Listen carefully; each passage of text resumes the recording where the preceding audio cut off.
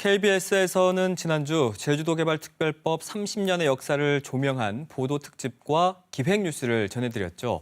제주도개발특별법 30년 역사 속 수많은 인물 가운데 우리가 빼놓을 수 없는 상징적인 사람이 있습니다. 바로 청년 양용찬입니다. 오는 11월 7일 청년 양용찬이 투신한 지 꼭 30년을 맞는데요. 자, 오늘 7시 대담에선 양용찬 열사 추모 사업회의 홍경남 이사와 함께 제주도개발특별법 30년과 또 양용찬 열사가 제주 사회에 남긴 의미를 되짚어 볼까 합니다. 안녕하십니까? 안녕하십니까? 네. 자, 25살이었던 청년 양용찬이 투신한 지가 벌써 30년이 됐습니다. 예. 네, 소회가 어떠십니까?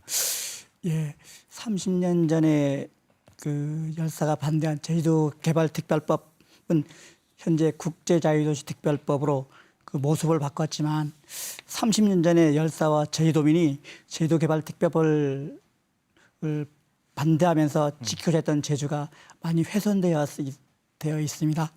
그래서 우리 모두는 지난 30년을 반성하고 성찰할 때라고 생각합니다. 네, 그 고인과는 또 이사님이 친구 사이였다고 친한 예. 사이였습니까? 예, 뭐 활동을 같이 했었습니다. 그럼 그 누구보다 또 청년 양용찬에 대해서 잘 아실 것 같은데 그 당시 그 청년 양용찬 어떤 사람이었나요? 예, 제가 보는 모습은 실천하지 않는 그 지성을 비판하면서 그 대학을 복학을 거부한 이후에 지역 문제에 대해서 관심 많이 갖게 되고 그래서 해결책을 모색하고자 노력을 많이 했습니다. 그래서 아마 본인 스스로는 그 실천하는 지성이 되고자 노력했던 것 같습니다. 네, 그 옆에서 또 같이 이사님께서도 활동을 하셨고. 예, 지역에서 뭐 소규모 단체에도 활동했습니다. 네, 당시 정부가 제주특별법을 추진을 하면서 정말 20대의 꽃다운 청년이 목숨을 던져가면서 이렇게 저항을 했는데 그만큼 절박한 상황이었던 건가요? 예, 그 당시는 그 국제적으로 우루과이 라운드 협상이 그 진행되는 상황이어서 외국 농산물 수입이 그 농민들의 삶에 위협이 된다는 위기감이 아주 증폭되고 있는 상황이었고 네. 또 특히나 국내에서는 제주도를 세계적인 관광지로 개발하고자 하는 그 제주도 개발특별법은 농민들의 토지를 개발 토지로 빼앗아갈 수 있다는 위기감이 또 높았습니다. 그 당시에 근데 양용찬 열사가 이렇게 목숨을 던질 거라고는 생각하지 못하셨죠? 아무도 못했죠. 그만큼 양용찬 열사는 불의에 또 참지를 못했고 그만큼 좀 절박한 상황이었던 것 같은데 구체적으로 당시 제주개발특별법이 어떤 문제를 안고 있었나요? 예, 당시 개발법은 개발 자본에게 토지 선매권을 부여하거나 그 각종 인허가 절차 간소화 등 그 개발 자본에 특혜를 주고 있었습니다. 네. 외조인 그 당시 또한 외진 토지 투기가 사회 이슈가 되어 있었고 관광 중심의 개발로 인해서 농어촌 붕괴가 예상되고 있었습니다. 특히나 중산간 지역 개발이 가능해졌습니다. 중산간 개발로 인해 환경 파괴 및 그 지하수 오염 문제가 심화될 수 있었습니다. 이 제주도개발특별법이 제정이 된 게 1991년이었죠. 예. 네, 당시 뭐 노태우 정권 때였는데 그 당시 정권은 왜 이렇게 제주도개발특별법을 밀어붙였을까요? 예, 당시 노태우 정권은 90년 1월 소위 3당 합당이라는 그 정권 재창출을 위해서 발버둥 치고 있었습니다. 또한 보수 진영 표심을 얻기 위해서 제주도에 그 중산간 토지를 매입한 외지인들의 환심을 사야 할 필요성이 있지 않나 생각됩니다. 네, 뭐 당시에 지금 탑동 개발하는 그 모습이 지금 보여지는데 청년 양용찬의 희생을 비롯해서 당시 그 제주도민들 많은 저항을 했지 않습니까? 예. 그런 저항을 통해서 어떤 성과가 있었을까요? 뭐 여러 가지 있겠지만 특히나 중요한 게 개발 시 토지 강제 수용 조항이 삭제했다는 점을 들 수가 있겠습니다. 이 내용을 좀 자세하게 좀 설명해 주실까요? 그 당시 일반적인 토지 수용령은 그 정부 정치 결정되면 그 토지주의 동의 없이 이제 강제 수용할 수 있었습니다. 그래서 이것도 마찬가지로 제주특별법에도 그 조항이 포함되어 있었습니다. 그래서 이 부분이 그때 싸움을 통해서 얻어진 성과라 생각합니다. 네, 그 당시 이제 도민들의 저항으로 네. 이런 성과를 얻을 수가 있었고, 1990년대 이제 제주도개발특별법은 이후에는 제주국제자유도시개발특별법이라는 이름으로 바뀌어서 지금 이어져 오고 있는데 어떻게 평가하십니까? 예, 국제자유도시 특별법 역시 개발을 용이하도록 하는 절차를 간소화하는 방향으로 제정 개정이 반복돼 왔습니다. 뭐 이전과 다르다면 제주도 전역을 개발할 수 있도록 허용해 놓았습니다. 난개발로 인해서 제주도민과 농촌이 붕괴가 가속화되고 관광 중심의 산업구조로 급격히 전환되었지만 정작 중요한 제주도민에게 수익이 환원되지 않는 문제를 낳았습니다.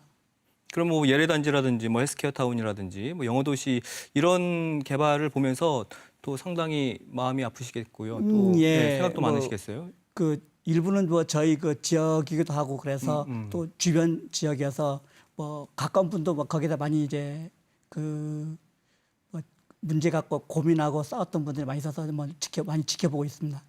그렇다면 현재 제주특별법 어떻게 바뀌어 나가야 한다고 보십니까?